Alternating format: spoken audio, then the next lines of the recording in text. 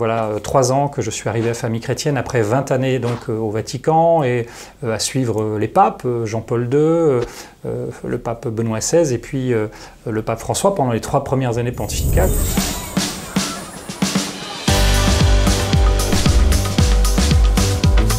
Aujourd'hui, je dirige la rédaction de Famille Chrétienne, c'est une quinzaine de journalistes, c'est beaucoup de pigistes, c'est énormément de collaborateurs. Je suis arrivé là après 20 années de journalisme au Vatican ou de communication pour l'Église, avec la conviction depuis longtemps, ancrée très loin en moi, que je voulais servir l'Église, que je voulais essayer de porter la vérité, d'interroger le monde et d'éclairer un certain nombre de nos contemporains. Et à Famille Chrétienne, eh bien, je fais ça avec l'exigence aussi de la mission.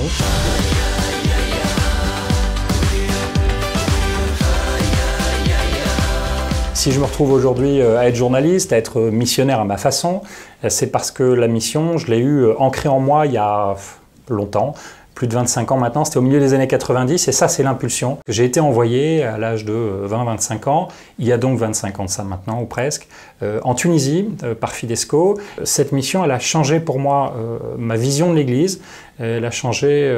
ma découverte d'une église très levain dans la pâte, discrète, qui n'était pas vraiment l'église dans laquelle j'avais grandi, qui n'est peut-être pas complètement l'église des lecteurs de Famille Chrétienne aujourd'hui, mais qui finalement tout ça se concentre dans une seule et même église, qui peut être un peu différente, même assez différente souvent en Afrique du Nord, mais qui est présente dans la mission de développement, la mission sociale auprès des Tunisiens.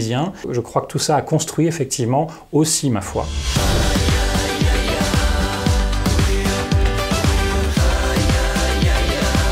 Pour la petite histoire, moi je suis parti Fidesco, donc à la demande de l'évêque de Tunis à l'époque, en mission auprès de jeunes, dans le développement, donner des cours d'informatique, donner des cours de français, accompagner des jeunes avec la paroisse et tout ça, des jeunes tunisiens. Et puis au bout d'un an, l'évêque, il a fallu que j'obéisse, m'a demandé de quitter le sud de la Tunisie où j'apprenais l'arabe, où j'étais sur ma mobilette très intégrée dans ma petite maison avec les copains coopérants. Et l'évêque m'a demandé de venir à Tunis, la capitale. Alors c'était un peu plus administratif pour être le secrétaire de l'évêché, et je me suis dit, bah, tu vas un peu t'ennuyer, mais finalement, fort de mon expérience de journaliste, de mes études récentes de journaliste à l'époque, il m'a demandé de m'occuper de la communication, et j'ai découvert après qu'il avait un plan, c'est que le pape Jean-Paul II s'apprêtait à visiter la Tunisie quelques heures, et que j'allais être l'une des chevilles ouvrières avec une laïque consacrée italienne et avec l'évêque de cette visite dans le secret, préparée dans le secret, et qui finalement a changé ma vie. De cela, moi j'ai découvert le Vatican un peu plus, où je rêvais comme étudiant en journalisme de travailler. Eh bien, je me suis retrouvé à Radio Vatican au bout de quelques semaines après la fin de ma coopération.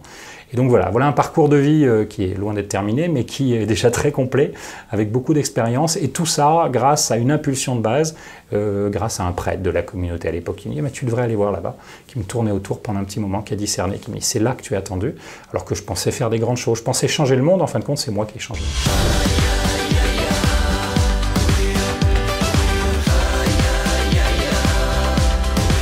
J'ai choisi cette photo de la mission qui est le souvenir que je traîne avec moi depuis des années dans tous mes déménagements. C'est Messaouda, c'est une petite fille de Chamelier au sud, à Zafran, au sud de la Tunisie. Et c'est un de ses visages, et elle symbolise pour moi tous les visages de ceux que j'ai rencontrés pendant cette mission. Puis j'avais un petit bonus, vous m'aviez demandé une photo, puis moi j'ai pris aussi le bouquin de René Bazin, la célèbre biographie de Charles de Foucault, parce que le père Charles, depuis le début de ma vie, et puis depuis ma coopération, et depuis 25 ans maintenant, eh bien, me guide avec cette prière d'abandon. Mon père, je m'abandonne à toi. Et pour moi, c'est très important. Voilà, donc c'est les deux visages, les deux souvenirs, les deux grands souvenirs de ma coopération.